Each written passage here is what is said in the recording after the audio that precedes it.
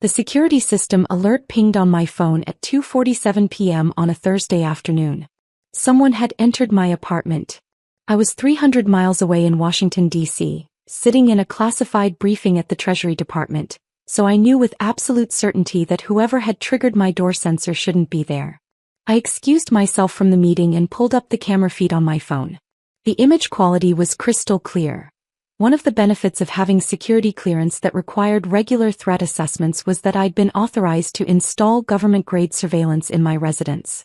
My sister Vanessa stood in my living room, looking around with that familiar expression of casual entitlement she'd worn our entire lives.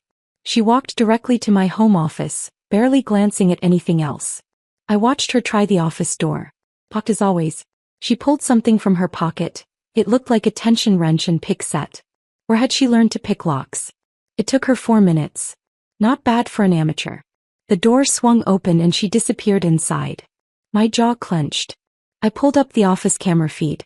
Vanessa went straight to the wall safe behind my desk, the one concealed behind the framed map of the Treasury Department's organizational structure. She'd obviously been in my office before when I wasn't home, probably during one of her surprise visits, when she'd used the emergency key I'd given our parents. I watched her examine the safe's electronic keypad. She tried several combinations. Our mother's birthday. Our father's birthday. Her own birthday. All incorrect. Then she pulled out her phone and made a call. After a moment she held the phone up to the safe's keypad. Some kind of hacking app probably. I made a mental note to report this to building security and update my systems. 5 minutes later the safe clicked open. Vanessa's face lit up with triumph as she swung the door wide. She reached inside and pulled out the sealed document folders I'd stored there. Her expression shifted to confusion as she examined them. These clearly weren't what she'd expected to find. I knew exactly what she was looking at. 3 folders containing bearer bonds issued by the United States Treasury. Total face value, $500,000. Protected government securities that I'd been authorized to hold as part of my work as a Treasury Department financial analyst specializing in securities fraud investigation. She couldn't possibly understand what she was holding. To an untrained eye, they probably looked like fancy certificates or maybe old stock papers. I watched her stuff the folders into her oversized purse, close the safe and hurry out of my apartment. I sat very still for a long moment, processing what I'd just witnessed. Then I made 3 calls. First to my direct supervisor at Treasury. Then to the Treasury Inspector General's office. Finally to the Secret Service Financial Crimes Task Force. All 3 had the same immediate reaction. Lock down everything, report the theft through official channels, and do not attempt to recover the securities myself. Those are registered instruments, my supervisor said, his voice tight with tension. Serial numbers tracked in the federal database. If anyone tries to cache them or transfer them, the system flags it automatically. But Sarah, your sister just committed a federal crime. Multiple federal crimes. You understand that? I understand. Treasury takes theft of government securities extremely seriously. This isn't something we can look the other way on. I'm not asking you to. I'm reporting a theft of protected federal instruments. Follow standard protocol. There was a pause. The response team will be thorough. And fast. Good. I ended the call and returned to my briefing, though I barely heard a word of the presentation. My mind was replaying the security footage, watching my sister systematically break into my home and steal $500,000 in government securities. Vanessa had always been the golden child. Beautiful, charming, effortlessly social in ways I'd never managed. Our parents adored her. She'd married young to a moderately successful dentist, had 2 picture-perfect children, and lived in a McMansion in the suburbs that our mother loved to brag about to her friends. I, on the other hand, had been the difficult daughter. Too serious, too focused on my career, too uninterested in traditional family milestones. I'd joined the Treasury Department straight out of graduate school with a master's degree in forensic accounting. Spent 8 years working my way up through increasingly classified positions. My current role involved tracking international securities fraud and money laundering schemes. My family had no idea what I actually did. When they asked about my job, I gave vague answers about financial analysis and government work. They assumed I was some kind of low-level bureaucrat pushing papers in a cubicle. They'd certainly never asked why I maintained a high-security clearance or why armed federal agents occasionally showed up to conduct security interviews with my neighbors. I caught the next train back to Philadelphia, arriving at my parents' house at 7 that evening.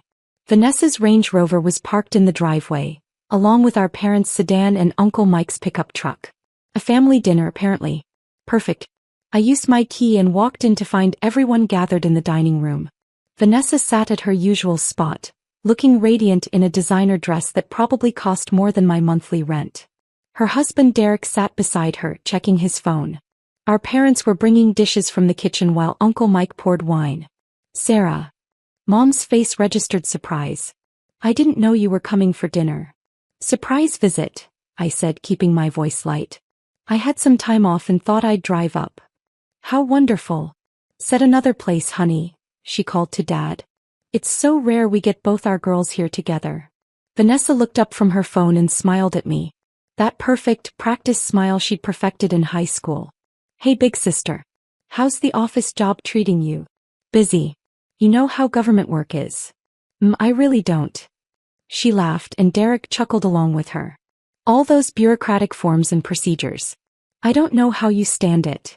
I sat down across from her. It has its moments. How have you been? Wonderful, actually. She exchanged a meaningful glance with Derek. We've been making some exciting financial decisions lately. Investment opportunities. Oh. I kept my expression neutral. What kind of investments? Just some securities Derek's financial advisor recommended. Very sophisticated stuff. Probably too complex to explain. But the returns are supposed to be excellent. My parents returned with the last of the dinner dishes. Dad started carving the roast while Mom settled into her seat with a satisfied sigh. Vanessa was just telling us about her new investments, Mom said proudly. Derek's firm is doing so well. They're really building wealth for the future. College funds for the kids, Vanessa added, reaching for her wine glass. We want to make sure they have every opportunity. That's important, I agreed. Where did you get the capital for these investments? That must require significant funds. Derek cleared his throat. We've been saving aggressively. Making smart choices. Right. Vanessa's smile widened. Actually, I have to thank you, Sarah. Thank me. I stopped by your apartment earlier this week. I used that emergency key Mom and Dad have. I hope you don't mind. I was in the neighborhood and thought I'd borrow that book you mentioned. She hadn't mentioned any book. We both knew she was lying. Did you find what you were looking for? I asked quietly. I found your little safe, actually. Behind that boring map in your office. And since you never got around to changing the combination from Mom's birthday, which is frankly terrible security by the way, I took a peek inside.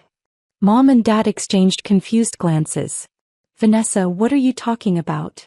Sarah's been hiding cash in a safe. Vanessa laughed. Well, not cash exactly. Some kind of old bonds or certificates. They looked ancient, probably something Grandpa left her. And since Sarah clearly wasn't doing anything with them, just letting them sit there gathering dust, I figured she wouldn't mind if I borrowed them. The room went very quiet. Borrowed them, I repeated. For the college fund. Those papers were just sitting in your safe doing nothing. But Derek's advisor says they can be cashed and reinvested for actual returns. We're helping you really. Otherwise you'd just leave them there forever. She pulled the folders from her purse. She'd actually brought them to dinner like trophies and set them on the table. See? Just some old government bonds or something. The advisor says they're probably worth a few $1,000s. Maybe $10,000 if we're lucky. Still nothing to sneeze at. Derek leaned forward to examine the documents. These do look legitimate. The firm should be able to process them next week. Vanessa. My voice was very calm. Did you break into my home? Don't be dramatic. I used a key. Did you force open my locked office door? She waved a hand dismissively. I learned some things from YouTube. It wasn't that hard. Did you crack my safe security system? There's an app for that. Honestly, Sarah, if you're going to keep valuables, you need better protection. Anyone could have gotten in there. I looked at my parents. Dad was frowning now, starting to realize this might be more serious than Vanessa was making it sound. Mom still looked confused, caught between her two daughters. You committed breaking and entering, I said to Vanessa. You defeated a secured lock, compromised an electronic safe, and stole the contents. Stole. Vanessa laughed. Sarah, we're family. It's not stealing when it's from your sister. Besides, you clearly weren't using them. When was the last time you even looked at those papers? Last month. During my quarterly audit. You're what? I pulled out my phone and set it on the table. Those aren't old bonds from Grandpa. Those are bearer bonds issued by the United States Treasury. Current series. Total face value, $500,000. They're registered federal instruments that I'm authorized to hold as part of my position with the Treasury Department. The color drained from Vanessa's face. What are you talking about? I'm a senior financial analyst with the Treasury Department's Securities Fraud Investigation Division. I hold a top-secret security clearance. Those bonds in your purse are protected government securities that I maintain custody of as part of my work investigating international financial crimes. Derek's hand froze on his wine glass. Government securities? Specifically, instruments used to track and identify securities fraud patterns. Each bond is serialized and registered in the federal tracking database. The moment anyone attempts to cash them, transfer them, or even verify them with a financial institution, the system automatically flags the transaction and notifies the Treasury Inspector General's office. You're joking. Vanessa's voice had gone shrill. You're making this up to scare me. I reported the theft 4 hours ago. To my supervisor, to the Inspector General, and to the Secret Service Financial Crimes Task Force. They've been tracking your movements since you left my apartment. The doorbell rang. Everyone at the table jumped except me. I'd been expecting this. That, I said quietly, is the response team. The doorbell rang again, followed by a loud knock and a commanding voice. Treasury Inspector General. We need to speak with Vanessa Morrison. Mom's face went white. Sarah, what is happening? Vanessa committed multiple federal crimes. Now she's going to face the consequences. Dad stood up. I'll get the door. Dad, no. Vanessa grabbed his arm. Don't let them in. Sarah's lying. This is some kind of sick joke. It's not a joke. I looked at her directly. You broke into a secured residence. You defeated anti-tamper measures on a protected safe. You stole $500,000 in United States Treasury instruments. You just told this entire table that you plan to cash those instruments through a financial advisor. That's theft of government property, tampering with federal security measures, and attempted securities fraud. All federal felonies. The knocking grew more insistent. We have a warrant. Open the door now. Derek pushed back from the table, his face ashen. Vanessa, what did you do? I didn't know. Her voice cracked. How was I supposed to know she had government bonds? He works a boring office job. She never tells us anything about what she does. I have top secret clearance, I said. I can't tell you anything about what I do. That's what clearance means. Dad opened the front door. 4 federal agents in tactical gear entered, led by a woman in a Treasury Inspector General jacket. She held up her credentials. I'm Special Agent Lisa Martinez, Treasury Inspector General. We have a warrant for the arrest of Vanessa Morrison and the recovery of stolen federal securities. She looked directly at Vanessa. Ma'am, I need you to stand up and step away from the table. This is insane. Vanessa was crying now. They're just papers. Sarah's my sister. This is a family issue. Ma'am, the instruments you stole are United States Treasury bearer bonds with a combined value of $500,000. They are registered federal securities protected under 18 U.S.C. Section 641. Your theft of these instruments, combined with your stated intent to cash them, constitutes multiple federal violations. Agent Martinez's voice was professional but firm. Stand up, please. Vanessa looked around wildly. At our parents, at Derek, at Uncle Mike. Somebody do something. She's sending me to jail over some stupid bonds. $500,000, Agent Martinez corrected. In protected government securities. Not stupid. Federal property. 2 agents moved forward and pulled Vanessa to her feet. She tried to jerk away, but they were professionals. Vanessa Morrison, you're under arrest for theft of government property, defeating federal security measures, and attempted securities fraud. You have the right to remain silent. Sarah, please. Vanessa's perfect makeup was running now, black mascara streaking down her face. I'm your sister. We grew up together. You can't do this to me. You did this to yourself, I said quietly. You broke into my home. You stole federal property. You just told everyone at this table you were planning to cash those bonds. I didn't make you do any of that. They put handcuffs on her wrists. Derek stood frozen, staring at his wife as if seeing her for the first time. Agent Martinez picked up the folders from the table, examining them briefly. All three are present. Serial numbers match the reported theft. She looked at me. Dr. Chin, we'll need you to come to the field office tomorrow to verify the instruments and provide a formal statement. Of course. What time? 9 a.m. Ask for Agent Martinez.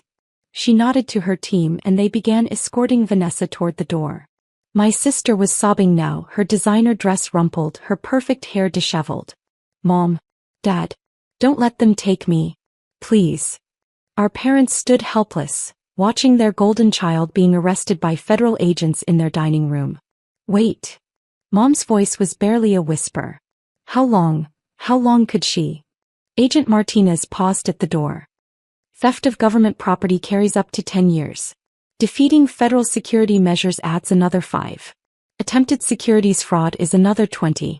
The U.S. attorney will determine final charges, but your daughter is looking at substantial federal prison time. 35 years? Dad's voice cracked. For taking some bonds from her sister? For stealing $500,000 in protected federal securities, sir. The Treasury Department doesn't negotiate on these charges. They can't. It would compromise national financial security. They took Vanessa out to one of the black SUVs parked in the driveway. Through the window I watched them secure her in the back seat, still crying and protesting. The dining room was silent except for Mom's quiet weeping. Finally, Uncle Mike spoke. Sarah, what exactly do you do for the government? I investigate international securities fraud. Money laundering schemes. Criminal organizations that try to manipulate financial markets. I work with classified information and handle sensitive federal instruments as part of my investigations. And Vanessa just stole $500,000 in Treasury bonds that are actively tracked by federal databases, yes. The moment she walked out of my apartment with them, the system flagged the theft. When she told her financial advisor about them, he would have been legally required to verify them with Treasury. That verification would have triggered an automatic federal investigation even if I hadn't reported it. Derek sank back into his chair. The advisor. Oh God.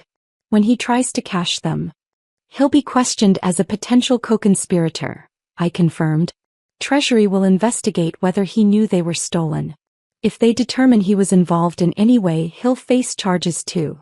We didn't know. Derek's voice was hollow. I swear we had no idea she'd stolen them. She told me she'd found some old bonds in your apartment and you'd said she could have them. That's not what happened. She broke into my home, picked my office lock, cracked my safe and stole federal property. The security footage shows everything.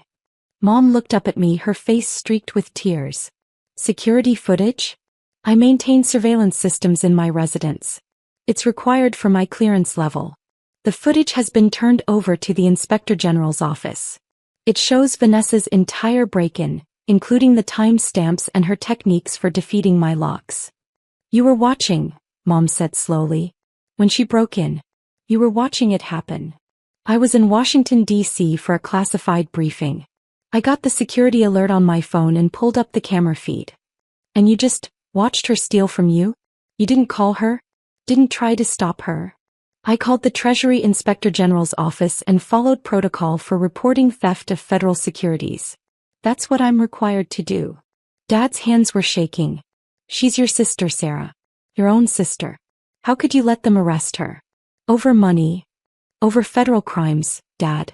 This isn't about money between siblings. This is about theft of United States government property. If I'd failed to report it, I would have been charged with conspiracy and lost my clearance. My career would be over and I'd probably go to prison alongside her. But surely you could have worked something out, Mom pleaded. Given her a warning. Told her to return them. The bonds were in her possession for 4 hours. In that time she contacted a financial advisor and initiated the process of cashing them. That's attempted securities fraud. There's no working it out with federal charges. The law doesn't care that we're related. Uncle Mike rubbed his face. Jesus Christ. Vanessa always did think the rules didn't apply to her. They don't usually, I said. Because you've all spent our entire lives making excuses for her. Smoothing things over. Fixing her mistakes. But you can't smooth over federal crimes. The Treasury Department doesn't care that she's pretty or charming or that Mom and Dad love her more. That's not fair, Mom said sharply. We don't love her more. Don't you? I looked around the table. When's the last time any of you asked about my work? My life? When's the last time you visited my apartment or expressed any interest in what I do? You've been to Vanessa's house dozens of times. I've been living in Philadelphia for 8 years and you've visited twice. The silence answered for them. Vanessa assumed my work was meaningless because you all assumed my work was meaningless. She thought those bonds were just old papers because none of you ever considered that I might have anything of value. That I might be successful. That my career might actually matter. Sarah. Dad started but I cut him off. I hold a top-secret security clearance. I make $167,000 a year. I've received 3 commendations from the Secretary of the Treasury for my work dismantling international fraud networks. Last year I helped recover $90 million in stolen securities. But none of you know that because you never asked. Derek was staring at me like I was a stranger. Vanessa told me you were probably making 40 or 50,000. She told you that because she assumed it. Because you all assumed it. Because I don't live in a McMansion or drive a Range Rover or brag about my salary at family dinners. Where does your money go? Uncle Mike asked, genuinely curious now. Investments. Retirement accounts. Charitable foundations. I live simply because I prefer it that way, not because I can't afford otherwise. But Vanessa looked at my lifestyle and assumed poverty. She assumed those bonds in my safe were some forgotten inheritance rather than active federal instruments I'm responsible for protecting. Agent Martinez had returned from processing Vanessa into the vehicle. Dr. Chin, one more thing. We found evidence in Mrs. Morrison's phone records that she'd been researching how to open safes for the past 2 weeks. She also made several searches about cashing old bonds and whether family members could claim them. This wasn't an impulsive decision. She planned this. The weight of that settled over the room. 2 weeks, I said softly. She spent 2 weeks planning to rob me. The U.S. attorney will use that to demonstrate premeditation. It strengthens the case significantly. Agent Martinez glanced at Vanessa's husband. Mr. Morrison will need to interview you as well. You're not under arrest, but we need to establish what you knew about your wife's plans. Derek nodded mutely. Agent Martinez left and the room fell silent again. The trial took 9 months to reach court.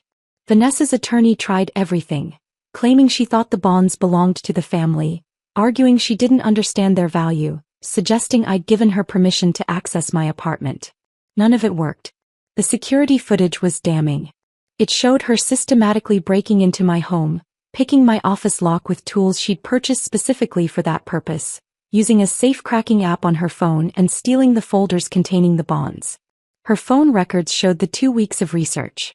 Her text messages to Derek revealed she knew the bonds might be valuable.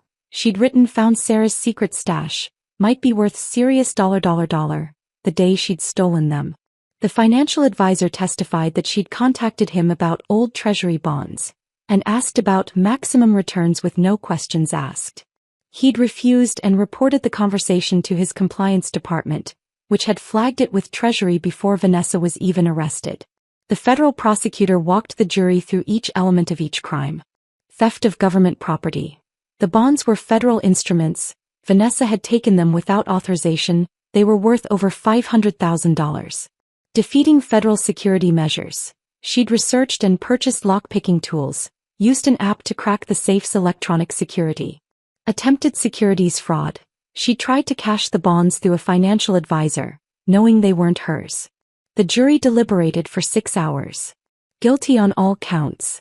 The judge sentenced her to 12 years in federal prison and ordered her to pay $500,000 in restitution, plus an additional $150,000 in fines for the security violations. Vanessa sobbed throughout the sentencing. Mom and Dad sat in the gallery looking 10 years older than they had 9 months ago. Derek had filed for divorce 3 months into the trial. The judge addressed Vanessa directly before imposing sentence. You didn't steal from a store or a stranger. You systematically planned and executed a theft from your own sister, targeting her specifically because you believed she was vulnerable and her work was unimportant.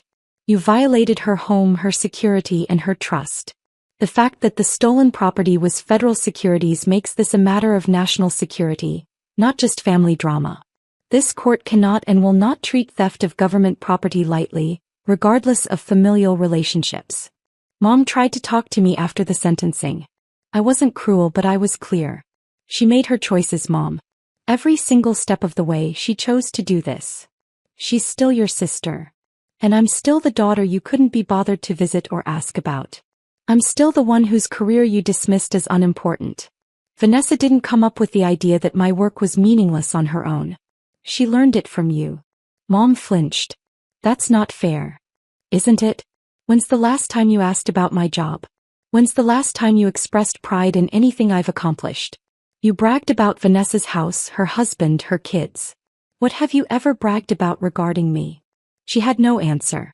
3 years after Vanessa's arrest, I was promoted to senior supervisory analyst, overseeing a team of 12 investigators working on international securities cases.